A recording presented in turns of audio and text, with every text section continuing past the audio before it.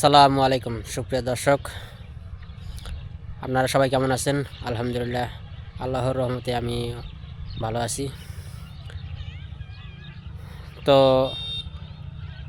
আমি এখন দাঁড়িয়ে আছি এক সর্ষের ক্ষেতের ধারে। দেখুন, সর্ষে ফুলও হলুদ, আমার গেঞ্জির গায়ের রঙও হলুদ। তো সর্ষে ফুল থেকে একটা মিষ্টি গন্ধ আসছে, এত সুন্দর মিষ্টি গন্ধ। এই মিষ্টি গন্ধে এই অঞ্চলটা গন্ধে একবারে ম ম করছে। তো শুধু সর্ষের ফুলই দেখাবো না, দেখাবো আরও আমাদের কিছু সবজি চাষ করেছি বা ঘাস চাষ করেছি, এগুলো আপনাদেরকে দেখানোর চেষ্টা করব।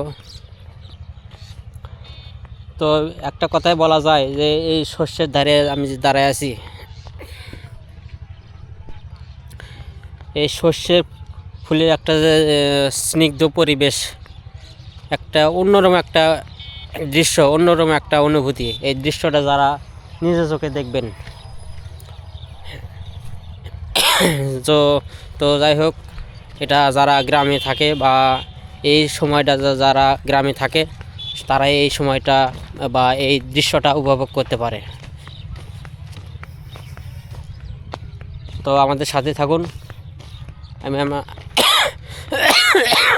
আমি আপনাদেরকে আমাদের সবজি চাষ করেছি বা ঘাসের চাষ করেছি, এগুলো আপনাদেরকে দেখানোর চেষ্টা করব।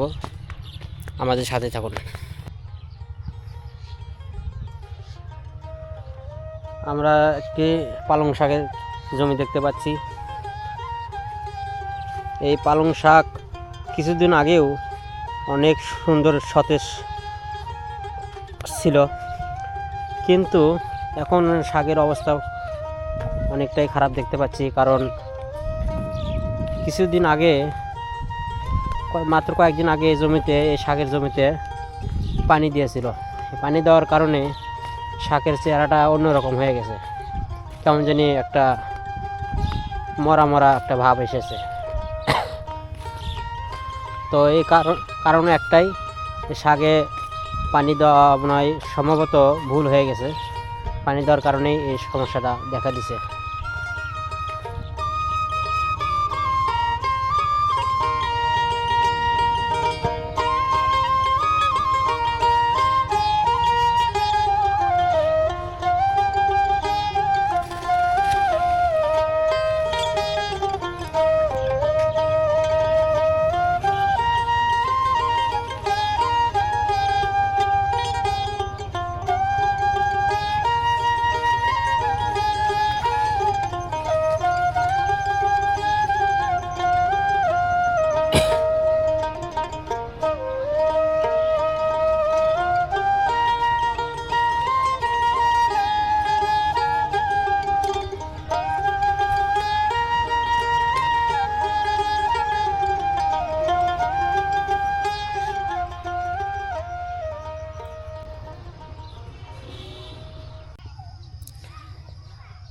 তো বন্ধুরা, আমি একটু আগে যা বলেছিলাম, আমাদের কিছু সবজি জমি আছে বা ঘাসের জমি আছে, আপনাদেরকে দেখানোর চেষ্টা করব। আমি ঠিক সেই জমি ধারে এসেছি। এ হলো আমাদের লিপি আর ঘাসের জমি। এখানে 4% জমিতে আমরা লিপি আর ঘাসের চাষ করেছি।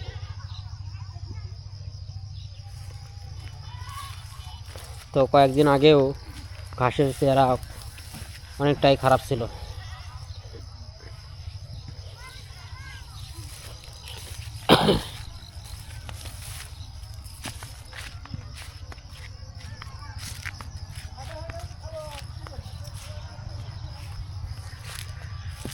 এগুলো সঠিকভাবে পরিচর্যা বা অনেক কিছু নিয়মকানুন মেনটেন করে চলতে হয়, বা সঠিক সময়ে কীটনাশক বা ভিটামিন স্প্রে করতে হয়।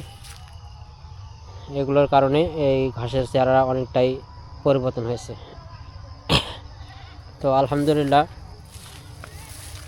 ঘাসের চেহারা পরিবর্তন হওয়ার কারণে আমার মনটা অনেকটাই খুশি।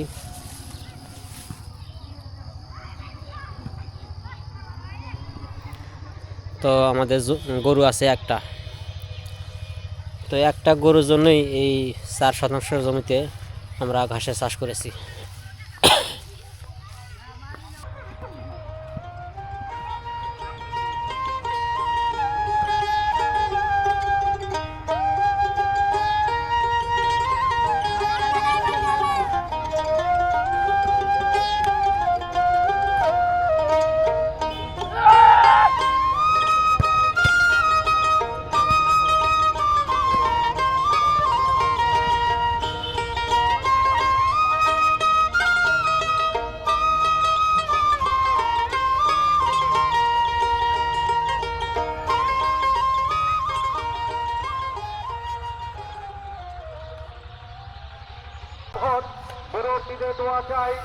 তো আপনারা এতক্ষণে দেখছিলেন গ্রামের শিশু কিশোরদের এই ধান খেতে ফুটবল খেলা।